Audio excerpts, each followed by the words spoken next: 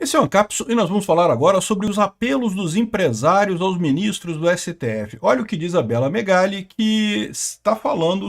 Lembra que a Bela Megali é Alexandre de Moraes e Gilmar Mendes, né? Apelo de empresários a ministros do STF às vésperas do tarifaço de Trump contra o Brasil. Então os empresários estão fazendo a parte deles. Já chegaram à conclusão de que não tem jeito, que não vai haver nenhuma abertura de canal de comunicação com os Estados Unidos sem o STF resolver a questão da perseguição aqui no Brasil, né?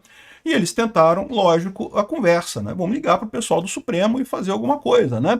E é lógico que o que a Bela Megali diz aqui é que os ministros falaram que não, porque eles são isentos e que não vamos mudar em nada o que está acontecendo aqui, porque vai mudar... Nós somos um tribunal isento, nós aplicamos a nossa ditadura aqui de forma isenta, né? É lógico que eles diriam isso, ninguém espera outra coisa, mas o importante de se notar nesse ponto aqui é que está acontecendo essa pressão. E sim, os empresários têm como pressionar esse pessoal de verdade. À medida que a conversa mais direta não funcionou, eu nem sei se não funcionou não, tá? Porque, de novo, é o que eu falo para vocês, eu não espero que a solução desse caso seja o Alexandre de Moraes indo em TV pública falando, olha só, desculpa aí, fui moleque seu Trump, vou voltar atrás. Não vai ser isso que vai acontecer. Eles vão costurar alguma forma de ter uma decisão lá com os outros membros do STF, coisa e tal. Enfim, tudo mantendo a nossa soberania, como o Fux falou na decisão dele, não é somos soberanos e vamos decidir só a gente mesmo, mas decidimos que realmente esse processo do Bolsonaro está todo errado e vamos cancelar essa porcaria, né?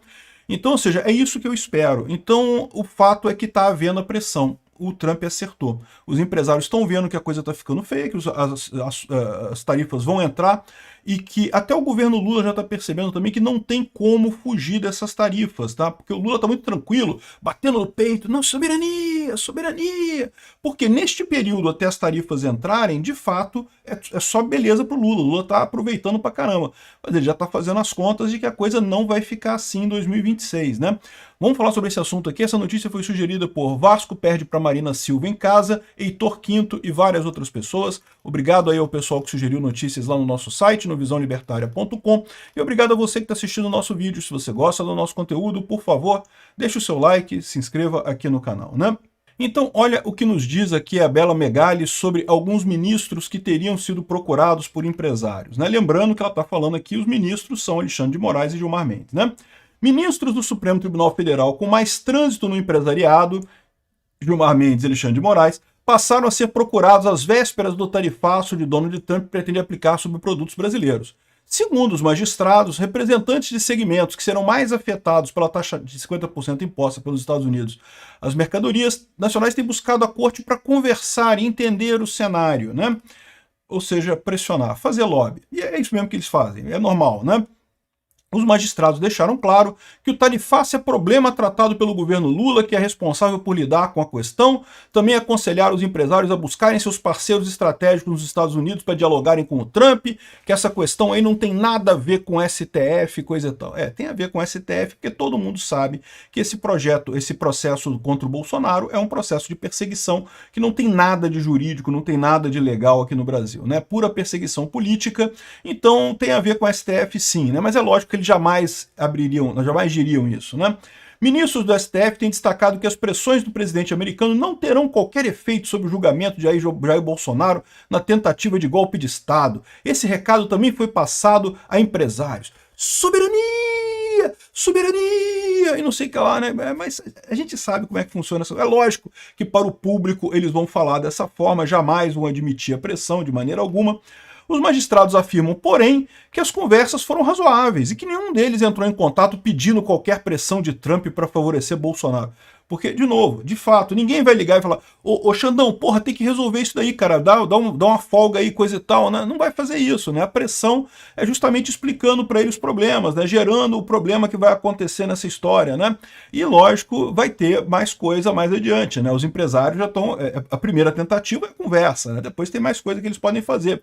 Aliados do capitão reformado condicionam o fim do tarifaço a uma anistia ampla e restrita envolvendo Bolsonaro e todos os seus acusados condenados pelo Supremo, né? Ou seja, todo esse processo, que é um processo absolutamente antijurídico, que nunca deveria ter existido desde o início dessa coisa, teria que ser acabado, teria que ser encerrado, é o que todo mundo espera, é o mínimo que se espera de um país que se diz democrático, né? O governo Lula também foi alvo de queixas levadas à parte pelos magistrados da corte, né? A reclamação foi feita de que representantes do governo federal teriam demorado para contatar os Estados Unidos e negligenciado a abertura de um diálogo com a gestão Trump. Porque, de novo, o Lula sabe que não tem o que ele possa fazer, né? Primeiro, o Lula morre de medo do Trump. Morre de medo do Trump. Caga nas calças quando pensa em falar com os Trump, né? Então, o Lula não vai fazer isso. Mas, de qualquer forma, ele sabe que não pode fazer muita coisa. Porque, embora aqui no Brasil a imprensa trate a coisa como não que é um processo normal, porque essa pessoa fez um golpe, tem que pagar pelo golpe, como se fosse uma coisa normal do mundo, todo mundo sabe, inclusive o Lula, inclusive o pessoal lá nos Estados Unidos sabe que esse processo é uma palhaçada e que sem resolver este problema ele não pode fazer nada lá nos Estados Unidos.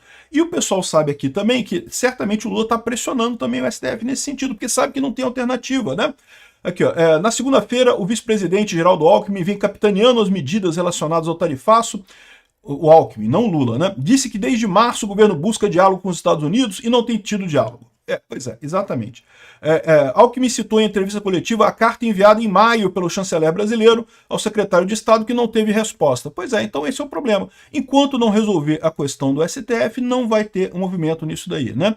E aí o que vai começar a acontecer é uma pressão muito grande. De novo, esse pessoal aqui vai pressionar de mandar bater, coisa não, vai falar, olha só, vou ter que tirar dinheiro do escritório de advocacia de vocês, né? Que são grandes escritórios que ganham muito dinheiro, né? Vamos ter que pressionar o pessoal lá, os pontos de pressão lá em Brasília.